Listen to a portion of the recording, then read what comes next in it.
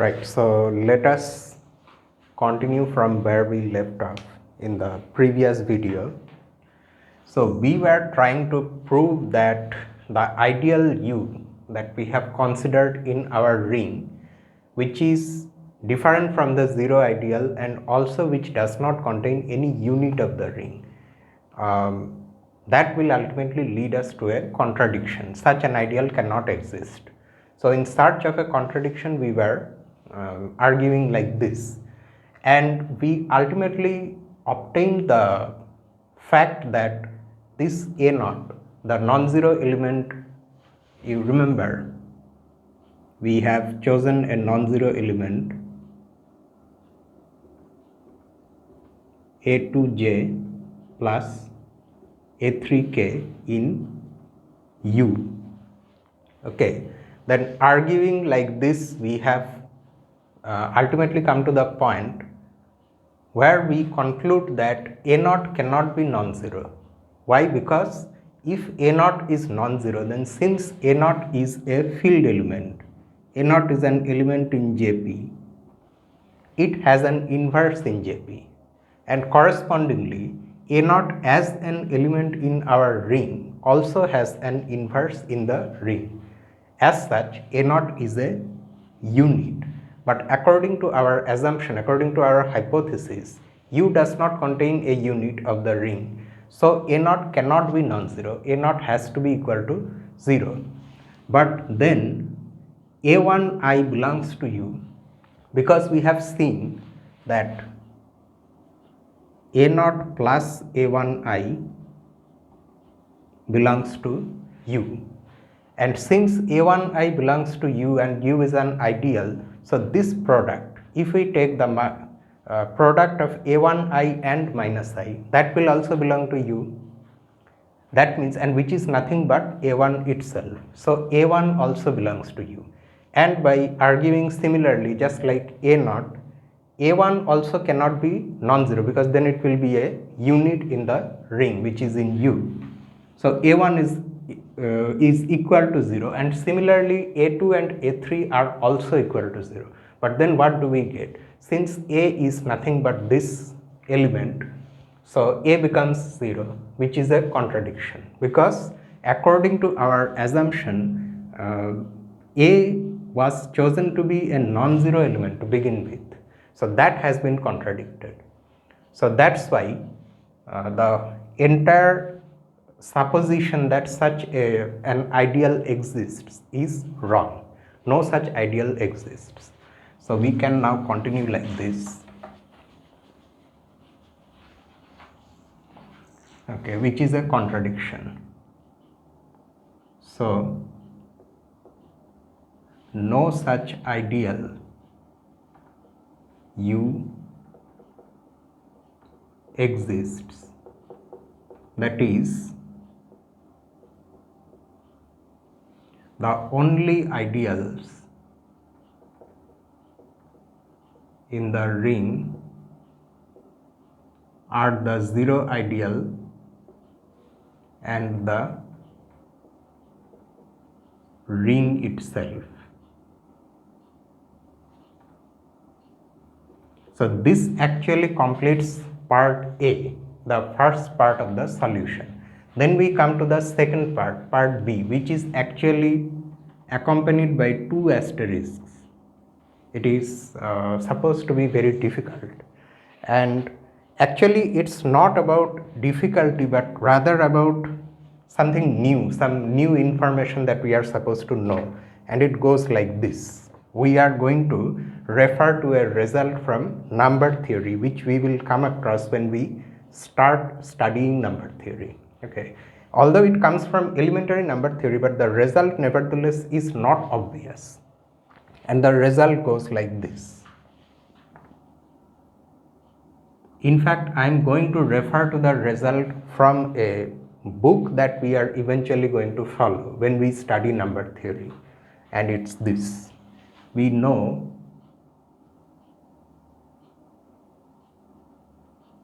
from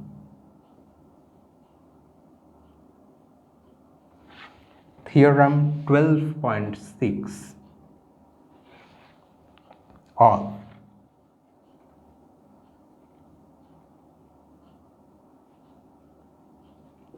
elementary number theory.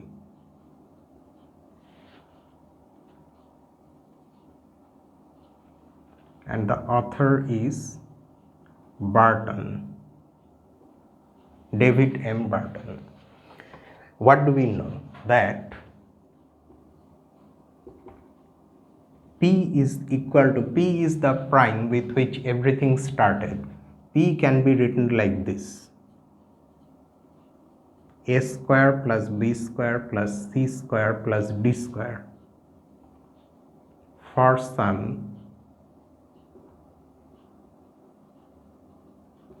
integers a, b, c, d. Okay. Then note this: 0 is equal to, okay, let me do it step by step. Since we are working with congruence classes modulo p, I mean in the underlying field we have congruence classes modulo p. So the congruence class containing 0 and the one containing p are the same, but this can be written like this. Now because of this expression, a square plus b square plus c square plus d square, the congruence class containing this integer. Now this then again can be written like this: a square plus b square plus c square plus d square, where these squares and this plus, these are the operations in the field Jp. Okay, so that operation, those operations we are using in writing the congruence class 0 like this, and this can be continued further.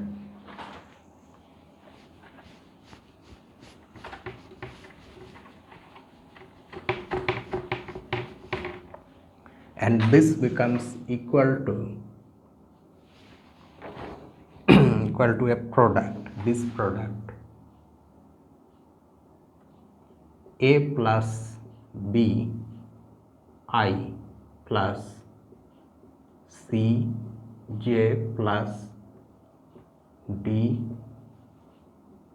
k times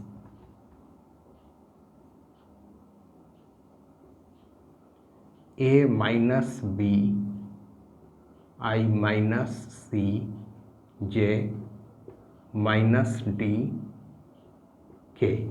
If you multiply these two elements by using the multiplication rule that we have defined for this, which is nothing but, it's exactly similar to the one we had in real quaternions.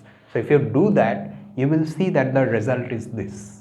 It's an element in Jp, or rather as an element in the ring itself, which has the other components, which the other component means the components with I, j and k, those components are 0, only the first component is there.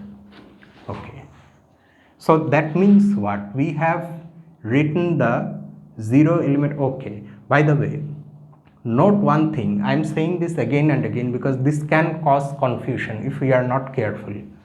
When we are writing things like this, you see, these are elements in the ring, two elements in the ring. When we multiply them, we are supposed to get again an element in the ring. But it seems that we are just writing an element in Jp in the underlying field.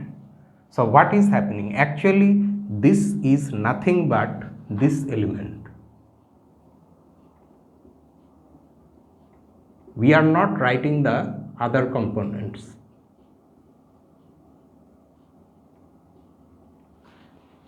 This is considered to be the same as this element in Jp. Now, is it justified that we can do so?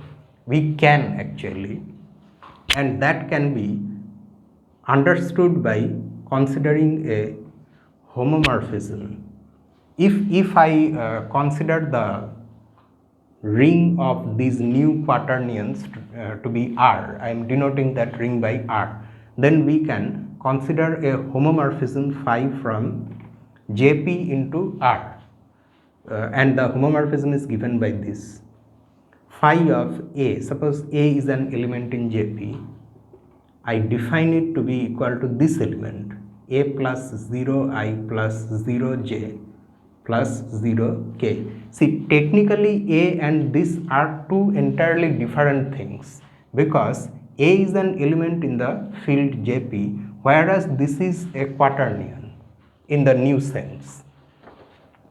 But one can show that this is a homomorphism and it is one-to-one injective. It's very easy to show that. And that's why the original ring R contains in itself a copy of Jp. It's that copy which allows us to consider elements of Jp as elements of R, the bigger ring. This type of things are called embeddings. We will come across them later on in some other sections. Okay. So what have we achieved so far? That means this is nothing but the zero element of our bigger ring. So we have been able to write 0 as a product of two elements. Okay. Now, in a division ring, what happens? There is no zero divisor. Of course, there is no zero divisor. And moreover, every non-zero element has a multiplicative inverse. That is, the non-zero elements in a division ring form a group under multiplication. Now, this type of thing will happen in a division ring only when one of the two factors in the product is 0. However, note this, P is equal to this. Okay. Now, do you think this or this can become 0? You see, if this becomes 0, okay, so we have to actually argue properly. So we have got this. Now, so what we are now trying to say is that none of these two things is 0. Now, if one of the elements A plus Bi plus Cj plus Dk and A minus Bi minus Cj minus Dk is 0, then if any one of them is 0 or both of them are 0, then 0 means the 0 element in the ring. Then, see, according to the definition of equality of two elements in the ring, any such quaternion is 0 if and only if each of the components is 0. This is equal to B is equal to C is equal to D is equal to 0.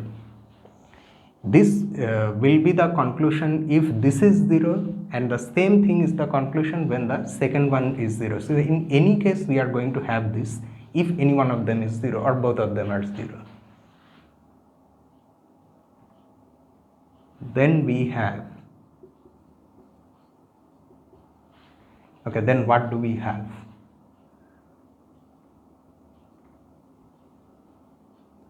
Okay, this congruence class becoming 0 means what? The prime P divides A, P divides A, P divides B, P divides C, P divides D. Okay, so it has to divide all the integers. but in that case, now you look at this equation, p is equal to a square plus b square plus c square plus d square. If p divides a, then p square divides a square. Naturally, p square also divides b square, p square divides c square, and p square divides d square. So we are going to write that. P square divides a square, p square divides b square, p square divides c square, and p square divides d square, which imply p square divides their sum,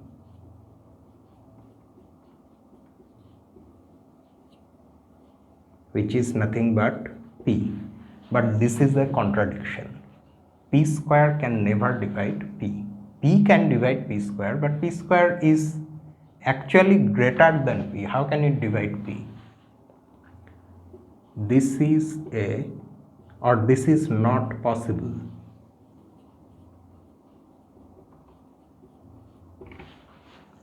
Okay, this is not possible.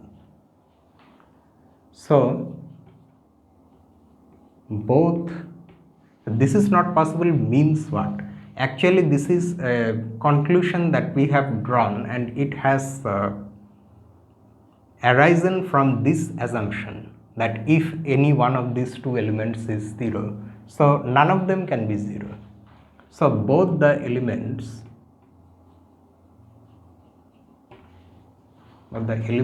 what elements?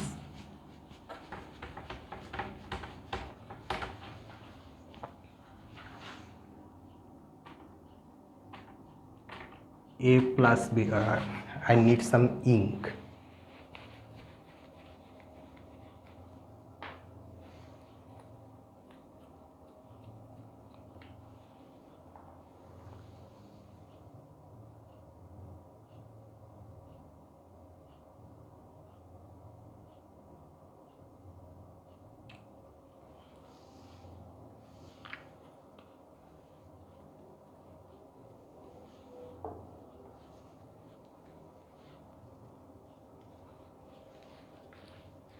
So both these elements are non-zero. B I plus Cj plus Dk and A minus Bi minus Cj minus Dk are non-zero. So we have found two non-zero elements in our ring, but their product is 0. So the ring cannot be a division ring. Hence,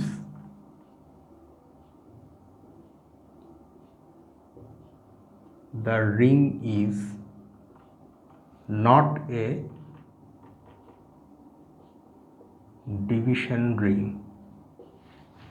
And this completes the solution to exercise 13. Okay. Now after this we are going to see a new concept, which is actually not anything new, but it's remember when we defined ideals, we said that an ideal is a two-sided ideal. Now we are going to define one-sided ideals, and there we also mentioned that we are not going to need this one concept of one-sided ideal anywhere else other than these exercises. So we did not, we decided to not call ideals two-sided and just simply call them ideals, because for us almost always ideals will be two-sided. But now we are going to see one-sided ideals. So here is the definition before we get to the next exercise. If R is a ring, a subset L, they are using the word L, letter L. A subset L of R is called a left ideal of R if the following conditions hold.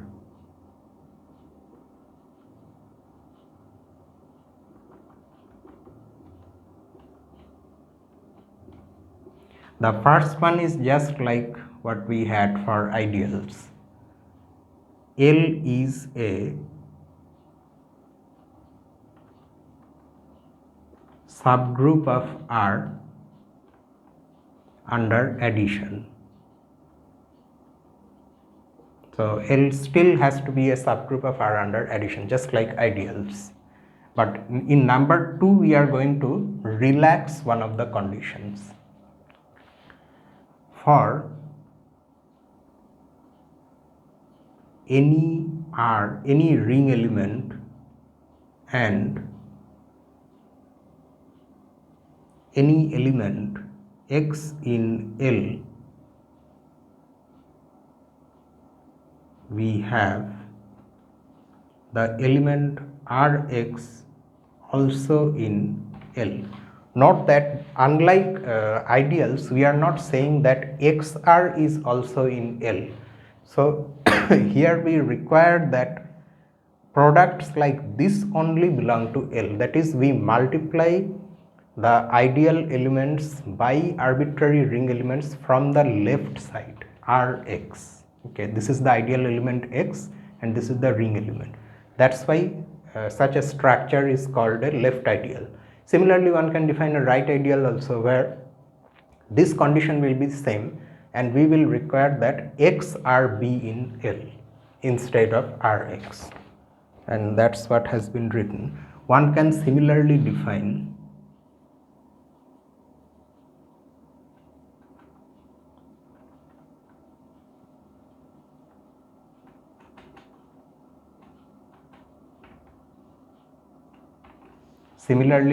a right ideal.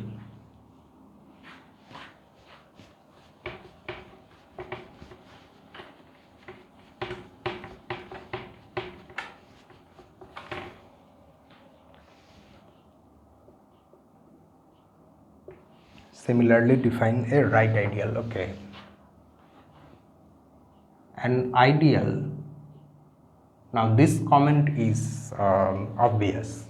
An ideal is thus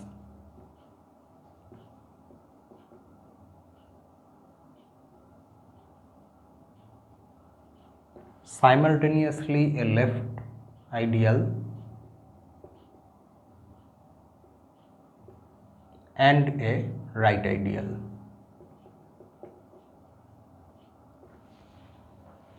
Okay, so naturally, because of that way we have defined left and right ideals, an ideal is both a left and right ideal. Okay, so now next there are some problems involving this concept. So first of all, we have exercise 14. For A belonging to R is a ring, let RA be the set of all elements RA where R belongs to R. Prove that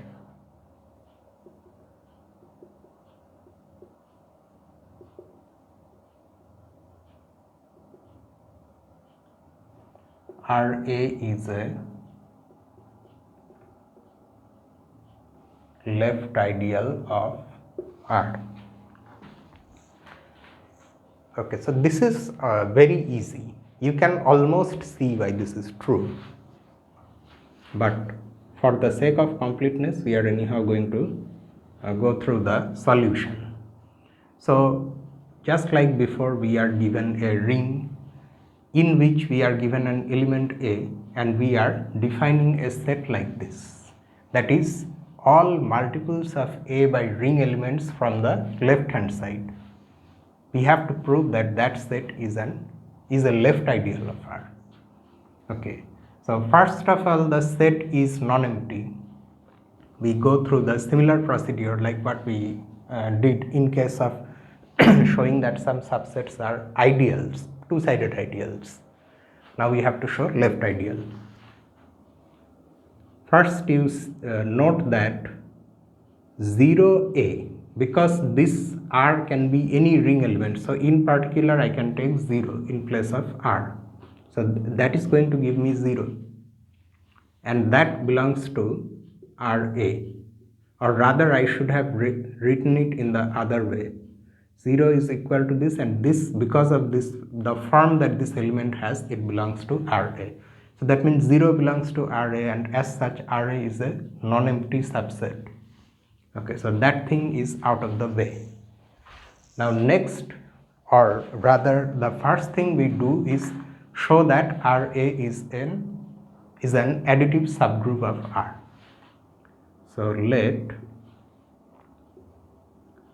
R1 and R2 be any two elements in R. They will produce two elements in RA. We just have to multiply them by A from the right hand side. Then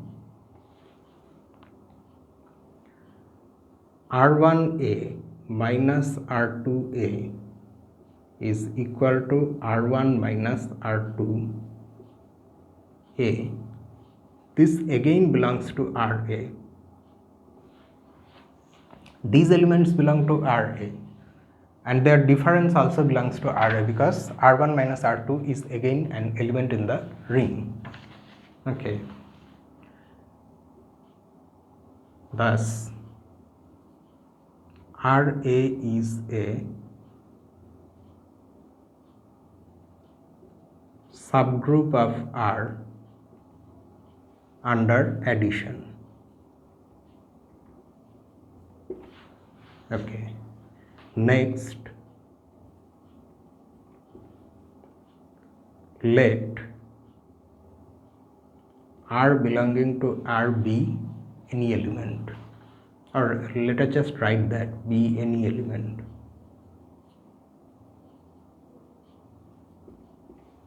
Then if we multiply this element R1A, this is an element in RA, multiply this element from the left side by this arbitrary ring element. Due to associativity of multiplication, we can write it like this, R1A, but this again becomes a multiple of A by a ring element from the left hand side, because R1 is again a ring element. So this also has the required form for it to be in RA. So this belongs to RA, and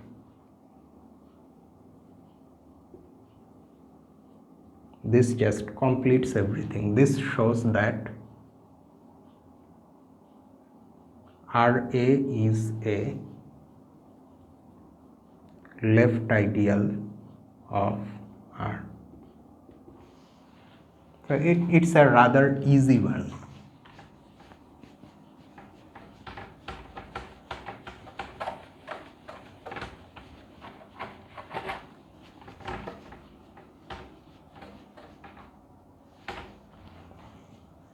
Okay, so next, this star should not be harmed. This star is everything. Next, exercise 15.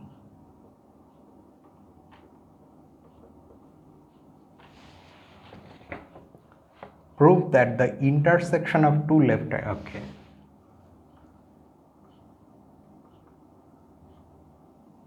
Prove that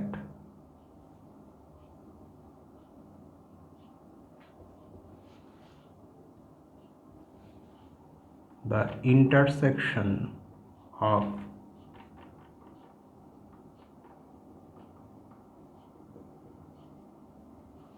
two left ideals of R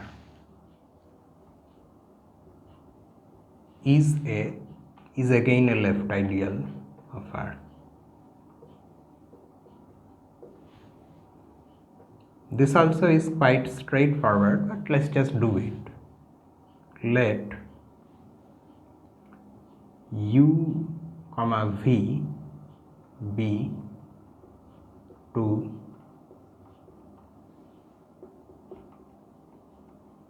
left ideals of R, right? Since U and V being ideals, they are subgroups of R under addition.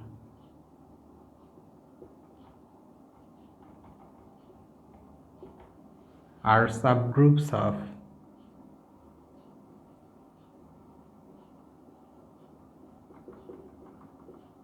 under addition, so is their intersection. The intersection is also a subgroup of R under addition, and here we are using a very well-known result from group theory, that the intersection of two subgroups is again a subgroup.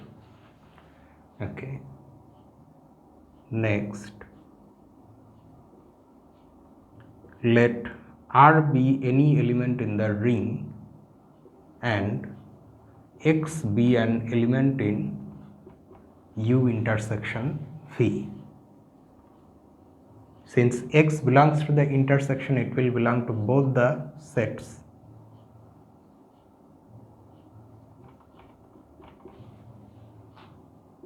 Since U and V are left ideals, we have Rx belongs to U and Rx belongs to V. Okay, but then Rx belongs to their intersection, and now we have completed verifying all the conditions for U intersection V to be a left ideal of R. Hence, this is a left ideal of R. That completes the solution to the 15th one.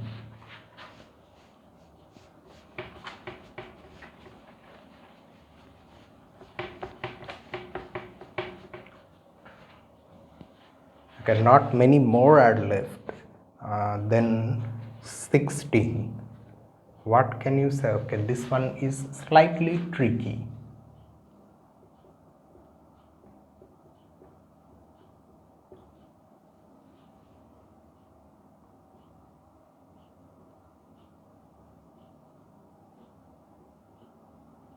What can you say about the intersection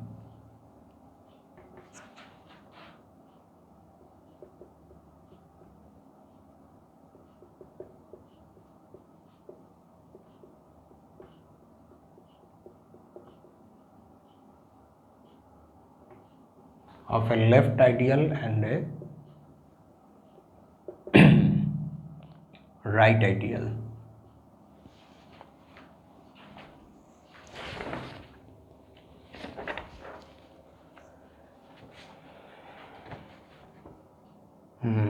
To answer this type of questions, we have to actually come up with some example which shows that if the thing that the question is asking is not what we are used to. I mean, you see, intersection of two left ideals has turned out to be a left ideal. If that's not the case here, the intersection of a left ideal and a right ideal is not necessarily either a left or a right ideal or an ideal, then we have to come up with an example showing that thing. Or if something is true, if it turns out to be a left ideal, we have to prove that in general. Proving is not very difficult because it's a systematic procedure. You have to take elements, then verify the conditions, etc. But coming up with a counter example to show that something is false can be tricky. So it takes time, but eventually if it is not unduly complicated, you end up with a solution of some sort. Your example may not be the same as this example that I have here, but you may think of something else. Okay, and here goes the solution. Let R be the ring of all 2 by 2 matrices with rational entries. That is, the elements in the matrix